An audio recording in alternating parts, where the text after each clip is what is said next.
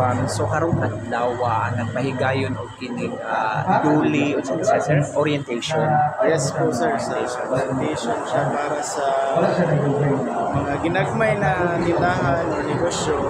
So naghahatag ni seminar at least para na sila idea kung say sakto na buhaton sa isa ka trabahante o tagiya. So naghahatag ni seminar for general labor standards. So mamunod ana kaya sakto na sweldo.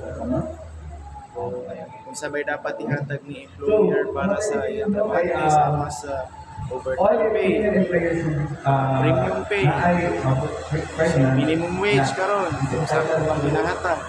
Kapil na po diha ang occupational safety and health. Tawag lang po na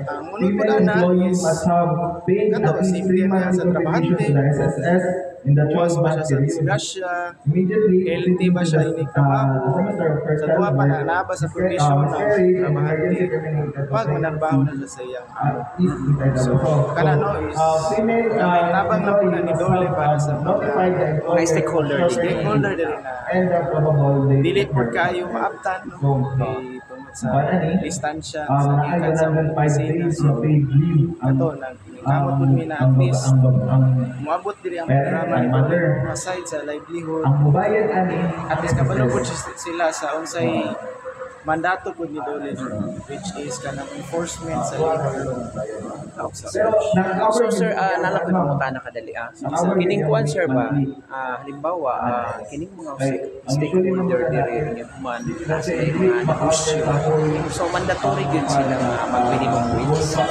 Yes sir, labaw na kung may trabahante kinahanglan jud sila na minimum wage. Naapo yung mga programa ang lain agency ng partner agency na to sama ni DTI.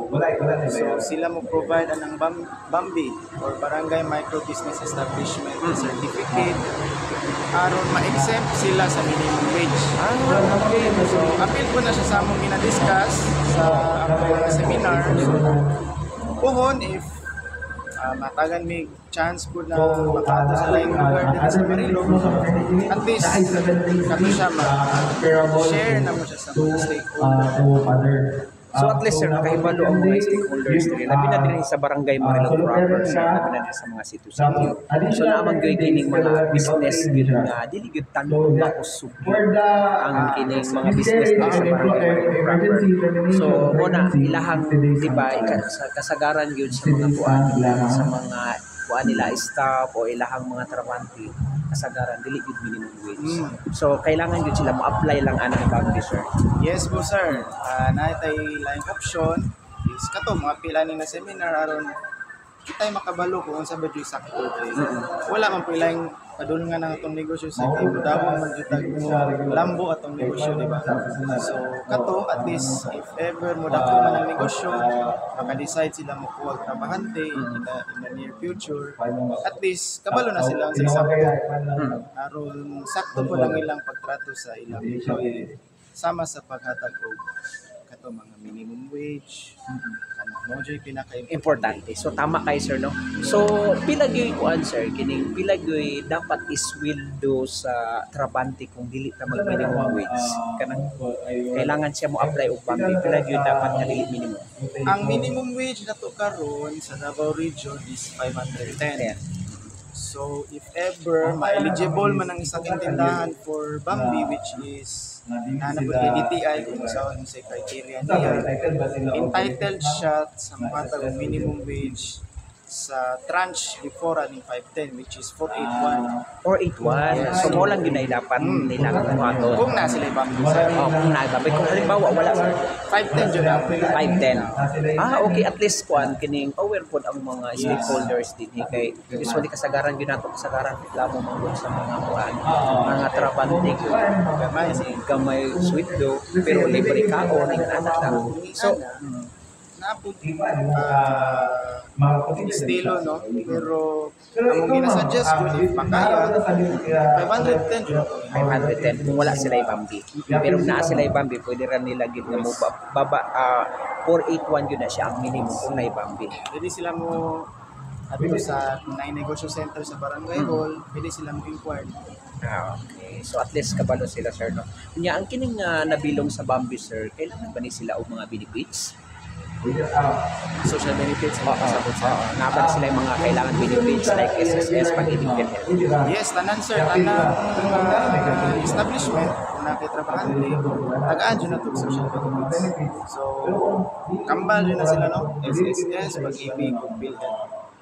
So, walaod man na siya. So, atong hatag dyan sa kasakto sa So, kailangan yun na sir. Obligation yun si stakeholder na mahatag ni Ana. Okay sir. So, at least nakahibalig yun sila kay kasagaran. Huwag yun ay problema sir. So, ang kining halimbawa, naay tay mga mga trabante nga madisgrasya o nato na kuan tapos nagtrabaho yan. So, obligation paghihapon sa stakeholder. Pwede sila mo inquire sa ECC, Employees Compensation Commission. So, under po na siya sa SSS, which is simpa po madisgrasya ang trabahante, samtang katrabaho siya, pwede siya mo at tumudo. So, katupod, if wala choice si employer kay madjud si employee kay employer anak simpa po may tabo employee anak is employer. So, importante po sa na seminar na mo katong occupational safety and health, which is kung sa may sakto buhaton para makalikay tag-disgrasya sa atong Yes, tama. So, naghan kayong salamat sir sa inyong explanation about ano yung orientation sa DOLI. Technical advisory visit. If the papa and background is adto sa isa ka lugar, imbitar gamay na negosyo lang mga less than 10 ang trabahante. Ina-invite namo, namutambo. So, seminar, at least na sila idea kung sama ni sa likod.